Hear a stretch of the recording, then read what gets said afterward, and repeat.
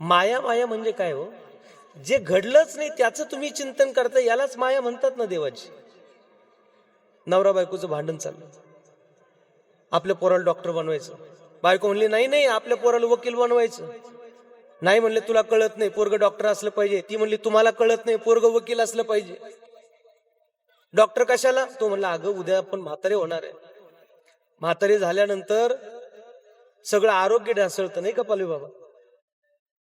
वय झाल्यावर शरीर खराब होतं, गुडघे दुखतात, पाय दुखतात, हात दुखतात. तो म्हणला जर पोरग डॉक्टर असेल तर पटकन आपल्याला बरं करील.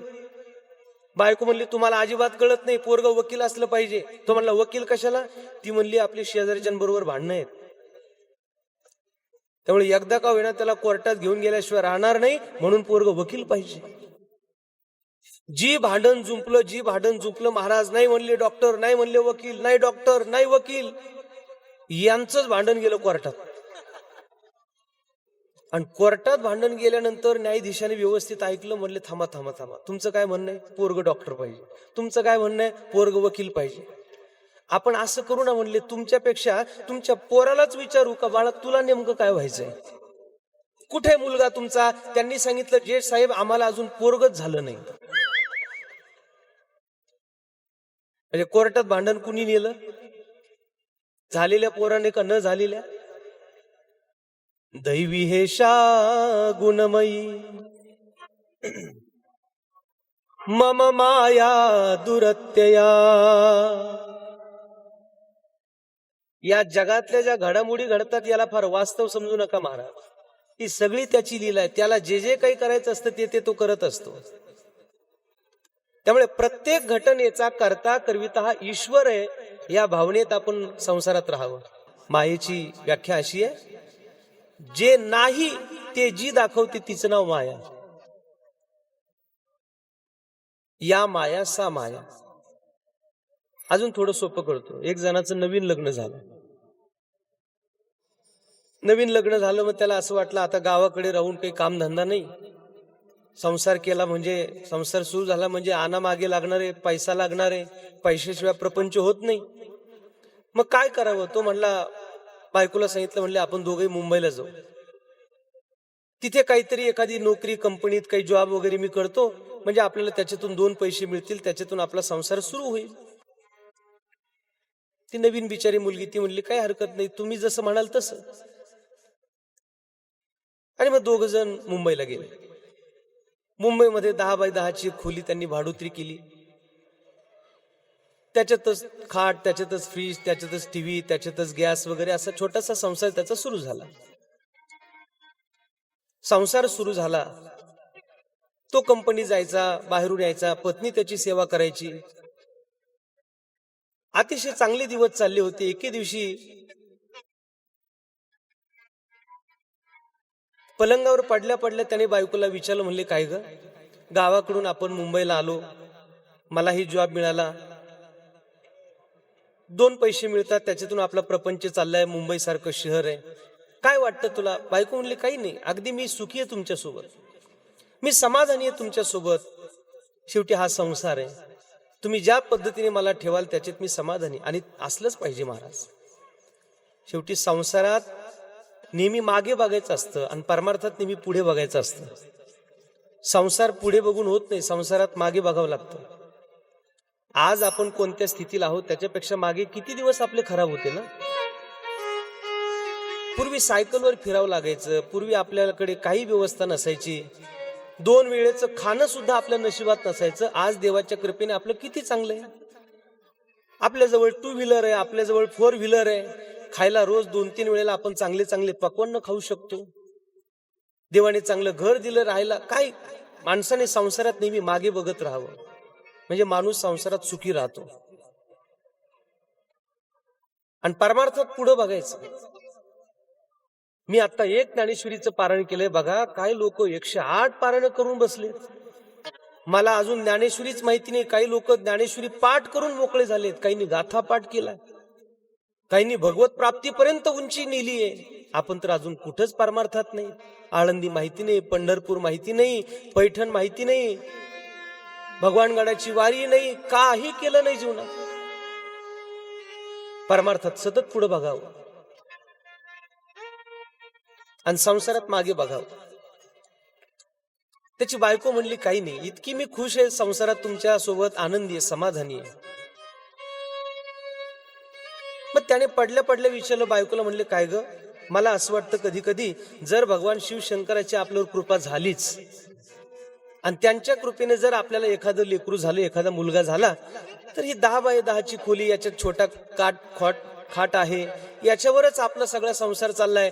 जर एखादा मुलगा झाला तर पोरग कुठं झोपेल? बायको म्हणली काही नाही, तुम्ही थोडस पलीकडे सारखं, पोरग इथं मावतं बरोबर. मग आता याने गप्प बसवणार. तो म्हणला नाही, पण जर भगवान भोलेनाथाची कृपा जर जरा जास्तच झाली आणि एक लेकरू होण्याच्या ऐवजी जर आपल्याला 2 जुळे झाले तर पोरं कुठं झोपतील?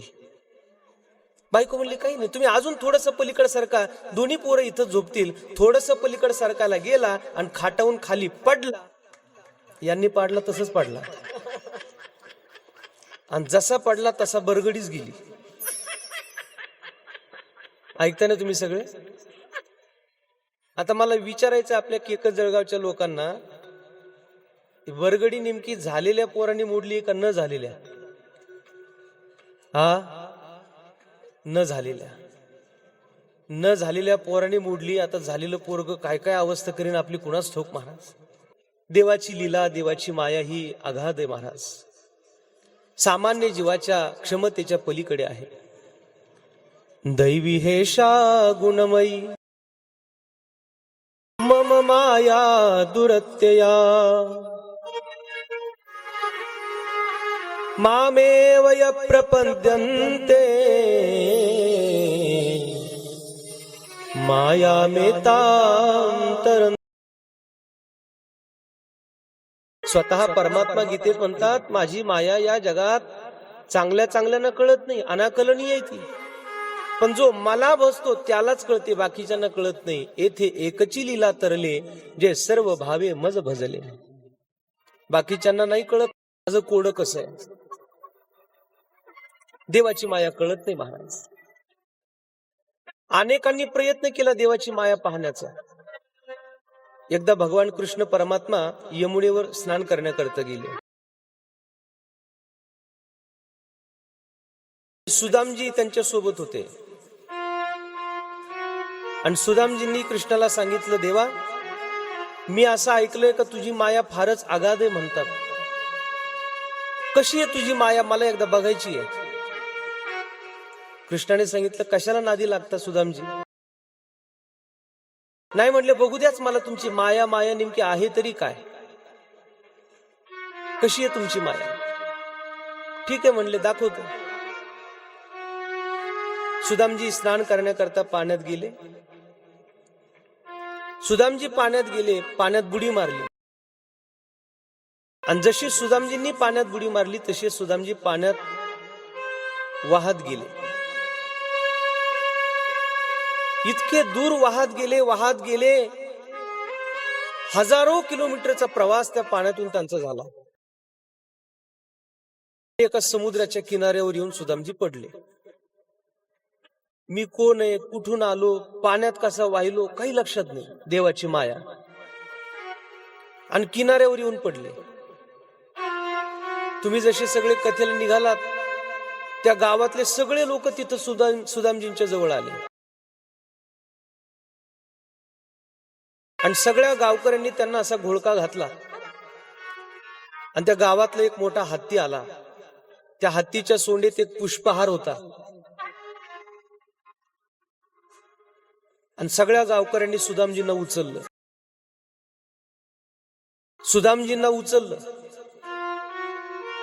तो हत्ती जवळ आला आणि त्या हत्तीने त्याच्या गळ्यातली ही पुष्पमाळा अशी त्याच्या गळ्यात घातली. म्हणजे मला काढायचंच होतं म्हणून मी ते.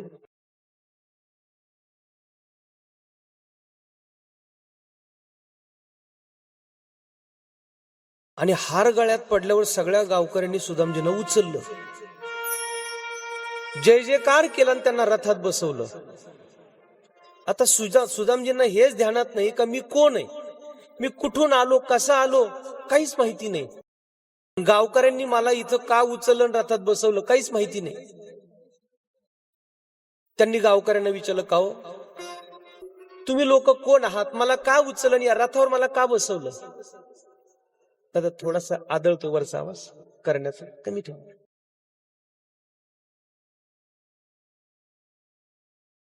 त्या गावकऱ्यांनी सांगितलं, म्हणले महाराज तुम्ही कोण आहेत आम्हाला माहिती नाही, पण आमच्या राज्याचा नियम असा आहे, आता आमच्या राज्याचा राजा मरण पावलाय आणि राजा मेल्यानंतर राज्याचा नियम आमचा असा आहे का हा हत्ती ज्याला पुष्पहार घालील त्याला आम्ही इथला राजा बनवतो. या हत्तीने योगायोगाने तुम्हाला हार घातलाय, म्हणून आम्ही गावकऱ्यांनी ठरवलं की तुम्हाला इथला राजा बनवायचं. म्हणून आम्ही तुम्हाला रथात बसून आता तुमची मिरवणूक काढली आणि राज्याच्या राजगादीवर सुदामजींना बसवलं.